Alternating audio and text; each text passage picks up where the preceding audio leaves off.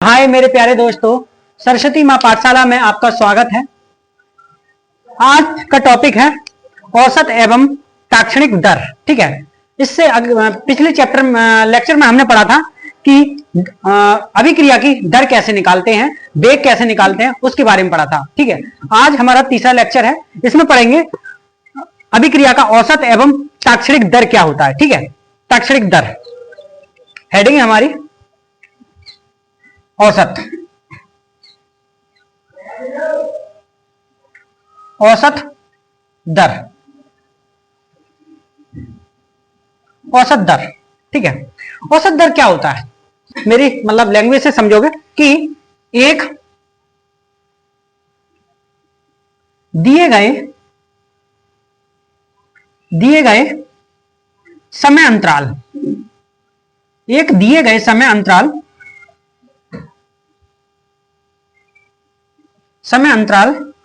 के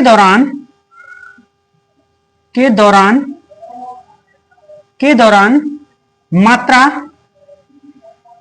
मात्रा में होने वाली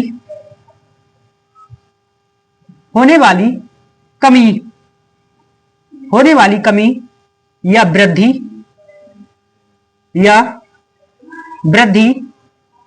से हम औसत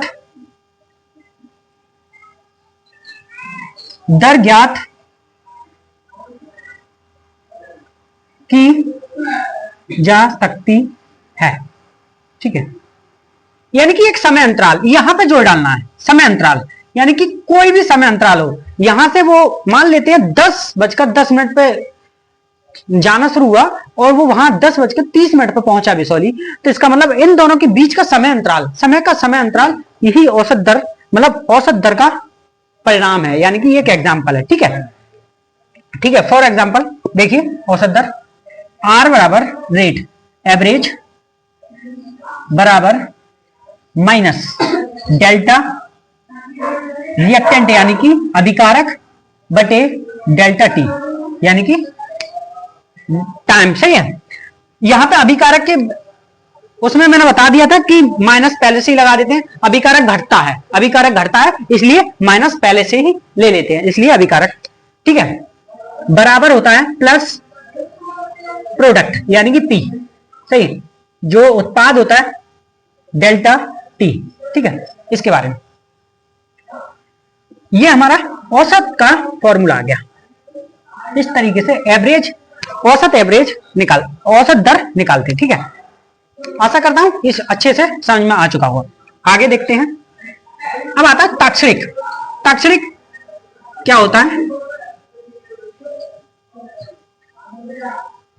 ताक्षणिक दर, ताक्षणिक दर का मतलब होता है कि क्षण विशेष में, यानी कि तुरंत कुछ बताना। फॉर एग्जाम्पल समझ लीजिए कि वो ही जो दोस्त बिसौली जा रहा था वो ही फिर गया और हमने फोन करके पूछा, अबे एक बात बता, तेरे बाइक की स्पीड इस टाइम क्या है? ठीक है, तुरंत पूछा उससे कि तेरे बाइक की स्पीड इस टाइम क्या है, कौन सी स्पीड है? तो उसने कहा मेरे बाइक की स्पीड 80 किलोमीटर प्रति घंटे की है। उसने कहा तो तुरंत उसी टाइम उससे पूछना और उसी टाइम वो जवाब दे रहा है कि मेरी बाइक की स्पीड अभी 80 की है, तो उसी को ताक्षणिक दर के नाम से जानते हैं। ठीक है, और थोड़ा सा समझ में भी आ रहा होगा कि ताक्षणिक दर क्या होती है। ठीक है, यानी कोई अभिक्रिया तुरंत देखी जाए, अभिक्रिया हो रही है और तुरंत देखी जाए कि अभिक्रिया इस रेट में हो रही है, इस स्पीड में हो रही है, तो उसी को ताक्षणिक कहते हैं। ऐसी एवरेज में कि अभिक्रिया किस अंतराल में हुई, कितने आगे पीछे कितना अंतराल था दोनों में, स्टार्ट कब हुई और खत्म कब हुई, उन दोनों के एवरेज को औसत कहते हैं। ताक्षणिक का मतलब अभिक्रिया अभी कितनी तेजी से हो रही है उस टाइम बताओ। ठीक है, वो ताक्षणिक कहलाती है। आशा करता हूं समझ में आ रहा हो। ठीक है, देखिए किसी दिए गए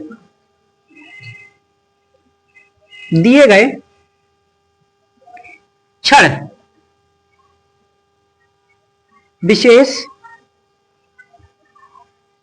विशेष समय, यानी कि किसी दिए गए क्षण विशेष समय पर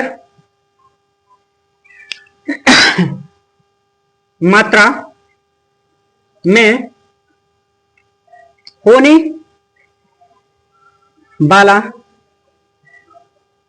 वाला परिवर्तन है। मात्रा में होने वाला परिवर्तन, ठीक है, मात्रा में होने वाला परिवर्तन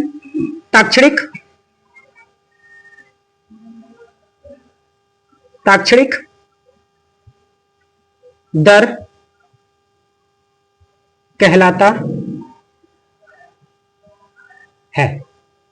ठीक है, ठीक है, ताक्षणिक दर कहलाता है। जैसे आर ताक्षणिक,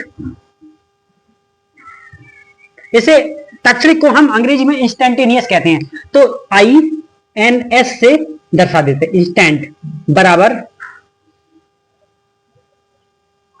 लिमिट लगा देते हैं। लिमिट क्यों लगाते हैं कि विक्षण विशेष की बात हो रही है, ठीक है, डेल्टा L 0, ठीक है, एवरेज औसत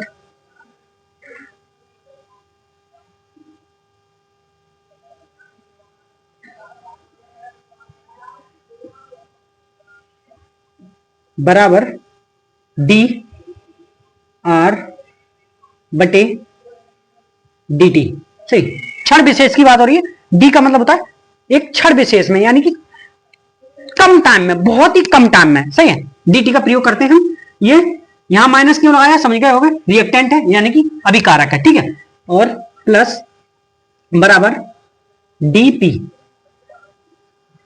बटे DT, ठीक है। ये हमारा ताक्षणिक का फॉर्मूला है, ठीक है। हमने अभी निकाला कि औसत दर क्या होती है, ताक्षणिक दर क्या होती है। औसत दर कोई लंबे समय अंतराल में उन दोनों का मान ताक्षणिक दर कहलाता है, और वो मतलब औसत दर कहलाता है। ताक्षणिक दर उसे कहते हैं कि क्षण विशेष में कोई चीज के लिए कहें तो उसे ताक्षणिक दर कहलाते हैं। सही है, आशा करता हूं अच्छे से समझ में आया होगा। सही है, ठीक है, ये स्क्रीनशॉट ले लीजिए, उतार लीजिए। आपने अभी औसत दर और ताक्षणिक दर के बारे में पढ़ा था। अब दो नोट्स हैं, नोट उनको लिख लीजिए, ठीक है, दो नोट। नोट NOTE नोट, ठीक है। पहला नोट है, एक अभिक्रिया लेते हैं A3 plus 2V plus C बराबर उत्पाद बन रहा है D प्लस 2E। सही, ये उत्पाद बन रहा है हमारा। तो पहला नोट है कि अभिक्रिया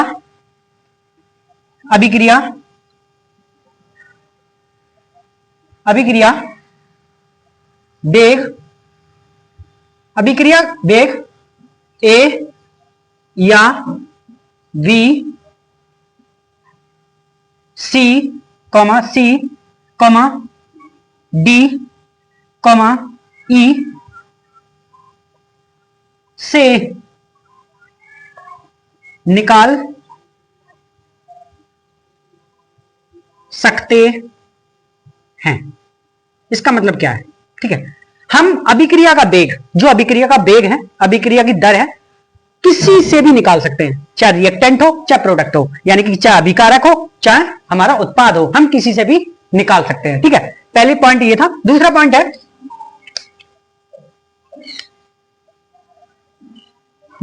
है,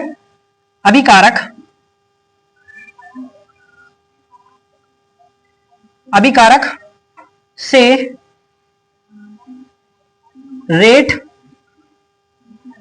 यानी कि वेग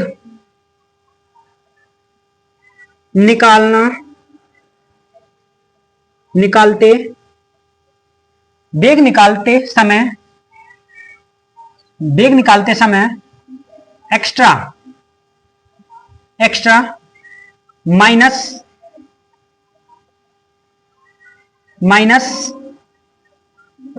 लगाना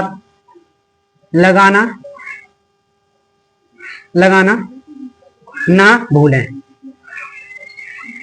ठीक है, दूसरा नोट है कि जो अभिकारक का वेग निकालते हैं, रेट निकालते हैं, उस समय जो हमारा माइनस साइन है उसे लगाना ना भूलें, क्योंकि वैज्ञानिकों ने खुद बताया था कि अभिकारक का रेट निकालने के लिए यानी कि वेग निकालने के लिए हम माइनस साइन के साथ उस फॉर्मूले को लेते हैं। ठीक है, अच्छे से समझ में आ गया वो। तीसरा पॉइंट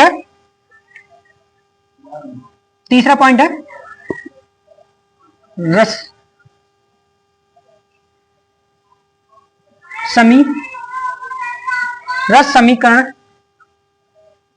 रस समीकरणीय मिति।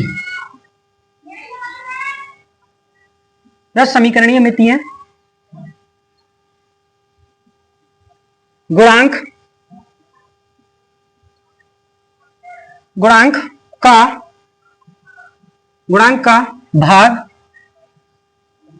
भाग दें। ठीक है, ये क्या होता है? रस समीकरणीय मिति है, गुणांक क्या होता है बेटा? क्या होता है? देखिए, एक के आगे 3 लगा है, बी के आगे 2 लगा है, एक के जब किसी के आगे कुछ नहीं लगा होता है तो यहां 1 मान लेते हैं, जब किसी के आगे कुछ लगा नहीं होता है यहां 1, और ई के आगे 1 लगा है। तो ये सब हैं, ये सब हमारे रस समीकरणीय गुणांक है। ठीक है, ये सब क्या है? रस समीकरणीय गुणांक।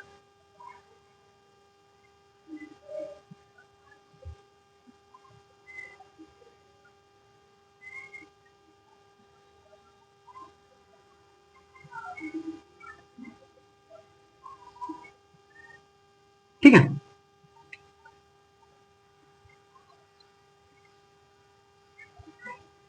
ये है, सही है। आप इसे उतार लीजिए, उसके बाद आगे चलते हैं। ठीक है, स्क्रीनशॉट ले लीजिए या उतार लीजिए। अब आगे करते हैं। अब आगे देखते हैं, रेट बराबर ए के लिए देखेंगे तो डेल्टा ए बटे डेल्टा टी। ठीक है, समीकरण 1 सही। आर बराबर डेल्टा वी, यानी कि वी के लिए देखेंगे वी बटे डेल्टा टी। ठीक है, समीकरण नंबर 2 ऐसे ही आर बराबर आर रेट। ठीक है, 3 के लिए देखेंगे तो 3 बटे डेल्टा टी। सही, समीकरण नंबर 3 आर बराबर रेट 4 यानी डी के लिए देखेंगे डी बटे डेल्टा टी। आर बराबर ई के लिए देखेंगे डेल्टा ई बटे डेल्टा टी। सही, डेल्टा का मतलब तो समझ सके हो, दोनों का अंतराल। ठीक है, अब एक चीज है कि अभिकारक के साथ हम माइनस का प्रयोग करते हैं, माइनस। ठीक है, पहली बात। और उसने कहा रस समीकरणीय मितीय गुणांक भी लेते हैं, और किसमें लेते हैं? भाग में लेते हैं बेटा, भाग में। किसमें लेते हैं? भाग में। ठीक है, उसने कहा रस समीकरणीय गुणांक का भाग देते हैं। सही है, तो गुणांक का भाग देते हैं, 1/3 आया यहाँ पे, 1/3, और माइनस ये भी अभिकारक है तो माइनस 1/2 आया। ठीक है, ये भी अभिकारक है तो माइनस 1/1 आया। 1 का मतलब कुछ होता नहीं है। ठीक है, यहां कुछ नहीं होगा, यहां प्लस ही होगा दोनों। ठीक है, क्योंकि ये दोनों उत्पाद है, उत्पाद में कोई चेंज नहीं होता है। ठीक है, ये समीकरण 4 हो गई, ये समीकरण 5 हो गई। ठीक है, उतार लीजिए पूरा। ठीक है, अब एक टॉपिक रिलेटेड क्वेश्चन है कि दिया उसने 3A 2B बराबर प्रोडक्ट बन रहा है हमारा 2C और प्लस 2D। ठीक है, तो उसने कहा कि वेग निकालो, और सेकंड में कहा ए के घटने की दर निकालो, ए के घटने की दर। तीसरे में कहा सी के उत्पादन की दर निकालो। सही है, तीनों क्वेश्चन निकालने हैं। तो 30 सेकंड वीडियो रोकिए और इसे क्वेश्चन को करने की कोशिश कीजिए, उसके बाद मेरे क्वेश्चन से मैच कीजिए। ठीक है, हल। पहला क्वेश्चन है वेग निकालना है। ठीक है, रेट बराबर माइनस 1/3। पहले 1 के बारे में देखेंगे, 1/3 ए डेल्टा ए डेल्टा टी, ठीक है। दूसरा देखेंगे बी के बारे में देखेंगे, बी माइनस 1/2, अभिकारक के लिए माइनस लगाते हैं, आपको पता होगा, डेल्टा बी बटे डेल्टा टी, ठीक है। 3 के बारे में देखेंगे, रेट बराबर, फिर उत्पाद के बारे में देखेंगे, इसमें भाग तो देंगे पर प्लस का पहले से ही लगा हुआ है और हम माइनस का यूज नहीं करेंगे, उत्पाद में माइनस का यूज नहीं करते हैं, ठीक है। लास्ट आता है